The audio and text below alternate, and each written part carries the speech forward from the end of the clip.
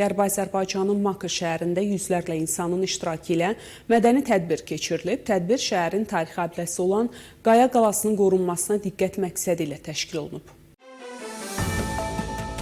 Tarixi abidənin ətrafında insan zənciri yaradan tədbir iştirakçıları bu vasitə ilə qalanın acınacaqlı vəziyyətinə diqqət cəlb etməyə çalışdıqlarını deyiblər. Mədəni İrs Təşkilatını Qaya qalasının bərpası və qorunmasına çağırıblar. Qeyd edək ki, Urartu dövrünə aid olan tarixi qaladan Teymurilər, Səlcuqlular, Ağqoyunlular, Səfəvilər və Qacarlar dövründə hərbi strateji obyekt kimi istifadə olunub. Qaya qalası İran mədəni İrs siyahısında qeydiyyata alınsa da onun bərpası və qorunması üçün iş görülməyib.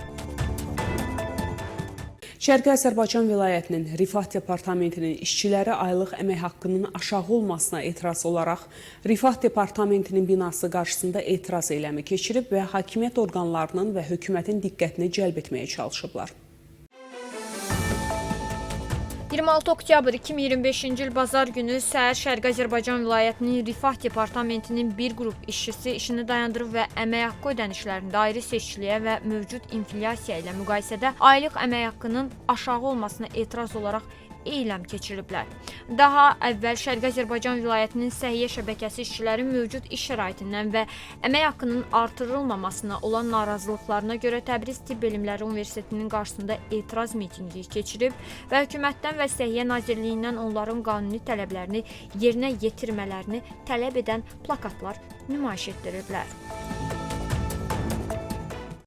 Davam edirik. Azərbaycanlı türk fəal Əmir Əli Bərədaran 22 oktyabr çərşənbə günü saat 23:00-da Konstitusiya Parkında polisin kəşfiyyat xidməti tərəfindən həbs edilib. İndiyənə qədər onun həbsinin səbəbi və harda saxlanıldığı barədə etibarlı məlumat yoxdur.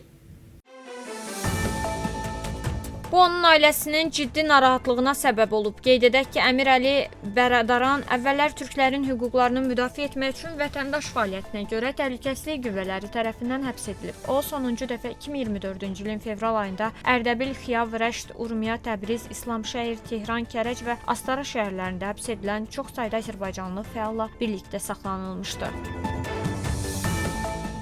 6 aylıq hüquqi mübarizədən sonra Azərbaycanlı ailə Culfa şəhər qeydiyyat idarəsini Alaz adına doğum haqqında şəhadətnamə verməyə məcbur edə bilib. Culfa Sülh Məhkəməsi qərarında vurğulanıb ki, icma mədəniyyətinə uyğun olaraq ad seçmək hər bir vətəndaşın hüququdur.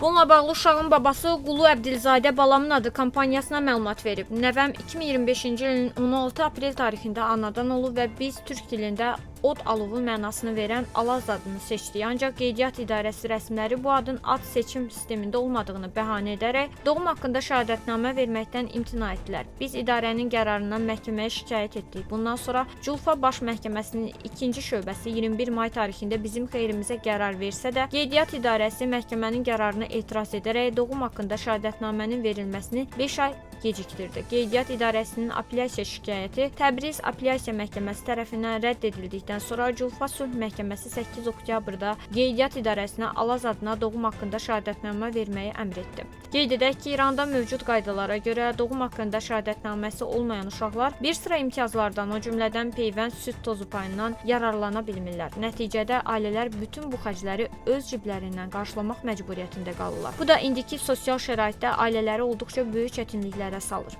Bundan başqa bir çox hallarda xəstəxanalarda sənədi olmayan uşaqları qəbul etməkdən imtina edirlər. Beləliklə, rejim bu məhdudlaşdırıcı təzyiq vasitələrindən istifadə edərək ana-ataları uşaqlarına türk olmayan adlar seçməyə yönləndirməyə çalışır.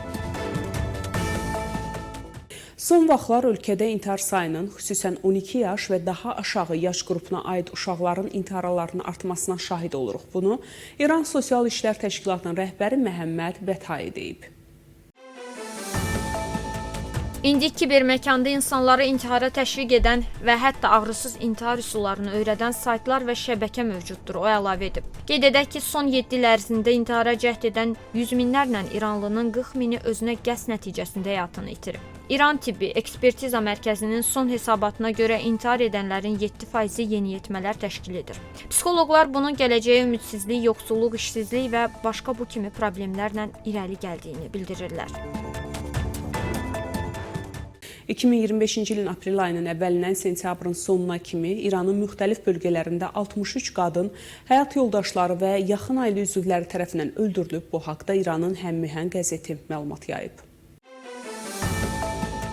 Məlumata görə cinayətlər ailə münaqişəsi və qısqanclıq səbəbindən törədilib. Qeyd edək ki, ötən il İranda həmin səbəblərə görə ümumilikdə 168 qadın öldürülüb. İnsan haqları müdafiəçiləri öldürülən qadınların sayının rəsmi statistikada göstəriləndən daha çox olduğunu bildirirlər. İran Ali Məhkəməsi bundan əvvəl Tehran İnqilab Məhkəməsinin 15-ci bölməsinin azərbaycanlı fəallar Ayaz Sevxax, Arazaman, Zeynabad və Bagir Hacızadə barəsində çıxardığı hökmü təsdiq edib. Bununla bağlı İnsan Haqları Təşkilatları məlumat yayıb. Bununla da Ayaz Sevxax casusluq və ölkənin milli təhlükəsizliyinə qarşı toplaşmaq və əlbir olmaq ittihamına görə 14 il Arazaman, Zeynabad və Bagir Hacızadə eyni ittihamlara görə hər biri 13 il həbs cəzasına məhkum edilib. Qeyd edək ki, adı çəkilən fəallar 2024-cü ilin fevral ayının 5 və 7-sində həbs edilərək Tehranın Evin həbsxanasına aparılıblar. Tehranın Evin həbsxanasında saxlanan azərbaycanlı vəkil və siyasi məhbus Tahir Nəqəvi 27 oktyabr 2025-ci il tarixindən bəri aclıq eyləminə başlayıb. Eyləm həbsxana rəsmilərinin və kəşfiyyat işçilərinin onun ağır fiziki vəziyyətinə laqeydliyinə etiraz olaraq keçirilir. Tahir Nəqəvinin yaxınlarının sözlərinə görə o onurğasının 6 fəqərəsində sınıqlardan əziyyət çəkir. Bu məsələ həbsxananın özündə aparılan MRT müayinəsi ilə də təsdiqlənib. Tahir Nəqəvi bəyin kritik fiziki vəziyyətinə və təkrarlanan sağlıq problemlərinə ailəsi və digər məhbuslar tərəfindən göndərilən çoxsaylı məktublara baxmayaraq, həbsxana daxilində heç bir effektiv müalicə təmin edilməyib. Ona tibbi məzuniyyət və ya şərti azadlıq verilməyib. Xəbərlərimiz davam edir. İran İnqilab Keşikçilərinin baş komandanı Məhəmməd Pakpurun koordinasiya üzrə müavini general Məhəmməd Rıza Nəqdi vəzifəsindən uzaqlaşdırılıb. Bu haqda İran mediası məlumat yayıb.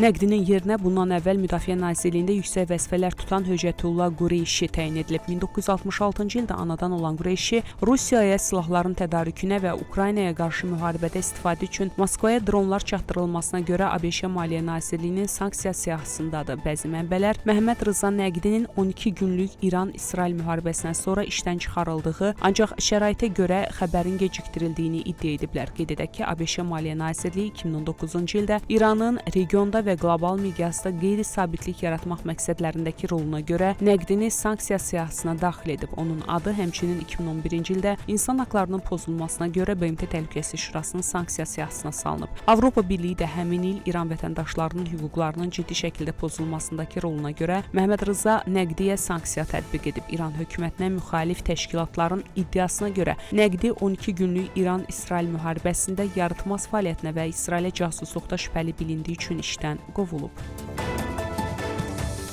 İsrail polisi İordaniya sərhədindən İsrailə silah qaçaqmalçılığı ilə məşğul olan İranla əlaqəli 3 Türkiyə vətəndaşını həbs edib. Bu haqda İsrail polisinin yaydığı bəyanatda bildirilib. Onlar oktyabrın 26-sında İsrailin şimalındakı Nasirə rayon məhkəməsində hakim qarşısına çıxarılıb. Məhkəmə polisin onların həbs müddətini məhkəmə prosesi başa çatana qədər uzatmaq tələbini təmin edib. İsrail polisinin bildirdiyinə görə Türkiyə vətəndaşı Oktay Aşçı, Rəhman Göker və Yunis Özəl İranın kəşfiyyat orqanlarının məmurları ilə əlaqədə olub və İranın Fələstin ərazilərinə və İsrailə silah ötürmə əməliyyatına cəlb olunublar. İsrail mediası polisin açıqlamasını istinadən bildirib ki, onlar Türkiyədən İordaniyaya, daha sonra isə Fələstin ərazilərinə silah daşımaq üçün daimi marşrutu aktivləşdirməyə çalışıblar.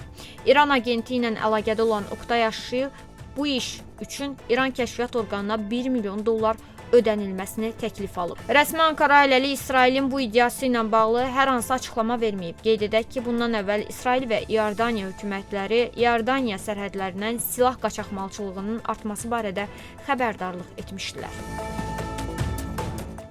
Buraxılışımız davam edir. Ermənistanın vətən müharibəsinin gedişində Bərdənin növbəti dəfə atəşə tutmasından 5 il ötürü 2020-ci il oktyabrın 28-də saat 13 radələrində Ermənistan Silahlı Qüvvələri cəbhə xəttindən uzaqda yerləşən Bərdə şəhərinə beynəlxalq hüquqla qadağan olunmuş kasetli bombalardan istifadə etməklə zərbələr endirib.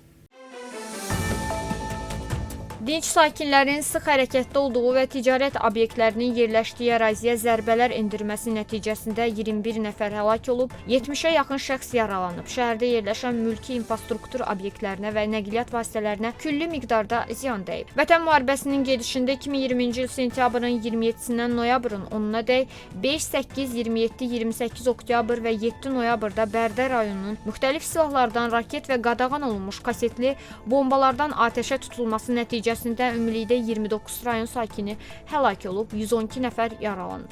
Həlak olanlardan ikisi uşaq, 8-i qadın, 19-u kişidir. Xocalı rayonunun Ballıcan, Təzəbinə və Badara kəndlərinə növbəti köç karvanı yola salınıb, ümumilikdə 47 ailə, yəni 185 nəfər öz doğma yurduna qayıdıb. Xocalı rayonunun Ballıca, Təzəbinə və Badara kəndlərinə növbəti köç karvanı yola salınıb. Qarabağ bürosunun məlumatına görə bu mərhələdə doğma yurdlarına qayıdanlar uzun illər Respublikanın müxtəlif bölgələrində, yataqxanalarda, sanatoriyalarda və inzibati binalarda müvəqqəti məskunlaşmış ailələrdir. Ballıca kəndinə 13 ailə 51 nəfər, Təzəbinə kəndinə 17 ailə 72 nəfər, Badara kəndinə isə 17 ailə 62 nəfər köçürülüb. Beləliklə Xocalı rayonuna qayıdan ailələrin sayı getdikcə artır və köç prosesi mərhələli şəkildə davam etdirilir. Dünya gündəmi ilə davam edirik. Əfqanistan və Pakistan arasında İstanbulda uzun müddətli atəşkəs bağlanması ilə bağlı aparılan danışıqlar nəticəsiz başa çatıb. Bu barədə Əfqanistan kütləvi informasiya vasitələri və Pakistan təhlükəsizlik qüvvələrindəki mənbə bildirib. Xatırladaq ki, oktyabrın 19-da Dohada ölkələr atəşkəs haqqında saziş imzalayıblar. 3 gün əvvəl isə İstanbulda danışıqlara başlayıblar. Burada sərhəd böhranının nizamlanması yollarının və atəşkəs rejiminə əməl olunması üçün şəraitin yaradılmasının müzakirəsi nəzərdə tutulurdu. Ukrayna gündəlik 500-800 ədəd dron istehsalına başlamağı və döyüş aviaparkını 250 yeni döyüş təyyarəsi ilə gücləndirməyi planlaşdırır. Bu barədə Ukrayna prezidenti Vladimir Zelenski brifinqdə deyib. Ölkə ilin sonunadək bütün əsas müqavilələri imzalayaraq gündəlik 500-800 ədəd dron istehsalına başlamağı planlaşdırır. Ukrayna dövlət başçısı qeyd edib. Zelenski həmçinin Ukraynanın döyüş aviaparkını 250 yeni dönüş təyyarəsi ilə gücləndirmək niyyətində olduğunu açıqlayıb. Ukrayna prezidenti qeyd edib ki, ABŞ, İsveç və Fransaya F-16, Rafale və Gripen təyyarələrinin tədarükü ilə bağlı danışıqlar aparılır. Ukrayna lideri xüsusən İsveçin Gripen təyyarələrini prioritet hesab edib. Onun sözlərinə görə bu təyyarələr xidmət və ya texniki baxımdan ən sərfəlidir və mövcud qərb silah sistemlərinə sürətli inteqrasiya üçün əlverişlidir. Zelenski əlavə edib ki, Ukrayna artıq İsveçlə 150 yeni tam silahlanmış təyyarələrin istehsalının ölkə ərazisində lokalizasiyası üzrə müqaviləni imzalamaq üzrə razılığa gəlib.